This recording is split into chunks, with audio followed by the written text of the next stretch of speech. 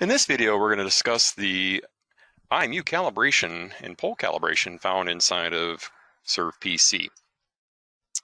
So to begin, we have a few things that we want to discuss on how to do a successful IMU calibration. First off, we're going to find ideally one of the most ideal spots, which is a spot where the tip of a pole won't be able to really move all that much as you're doing your calibration. Okay, so we've located a small little crosscut in some concrete out on the job site, and a forecut concrete location is sort of ideal here because in a moment we're going to be using the direction points of that concrete as we rock the receiver along the cardinal directions of that crosscut. So as you can see here, Louise, my assistant, has gone through and put the tip of the pole down into that concrete location. And in a moment, we're going to be rocking the GPS pole here in just a minute. We're not going to get there just right away. So to commence with the IMU calibration, we're going to go into the Equip tab. We're going to tap on button number 0, GPS Utilities. Inside of GPS Utilities, we're going to then tap on the button in the right side column underneath the Sensor Utilities button in the middle right. And what we want to do then is tap on the IMU pole calibration button. So as we then, you might see the screen might vary from time to time based on whether or not you've done a pole calibration.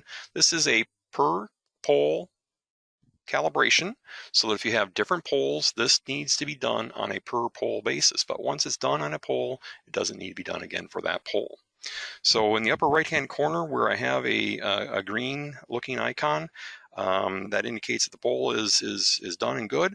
But in this case, if it wasn't done, you might need to wobble the receiver around a little bit just to sort of get the receiver sort of initialized, if you will, a little bit. But basically, if you see the instruction, it says hold the tip of the pole stationary on the ground and press the start calibration. So I'm going to go ahead and tap on start calibration.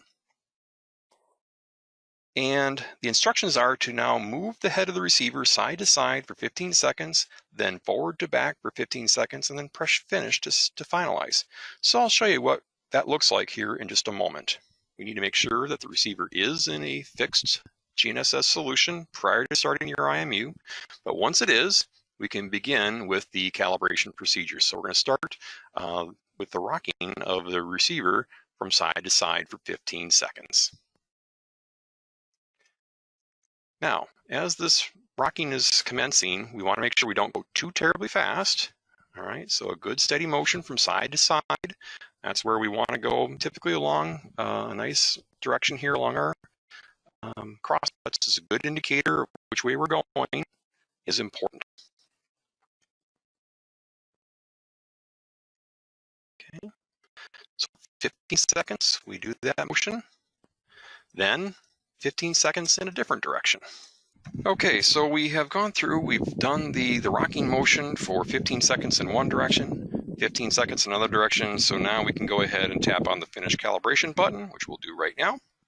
And ServPC will indicate that we have done a successful pole calibration. We'll tap on OK, and we can then choose to do a one-point test if we want to, or in this case, we'll just choose the red arrow and back out of this indication. And if we want to, then orange arrow again if we want to, we'll back out of that. And we're done with our pole calibration. Thank you for watching.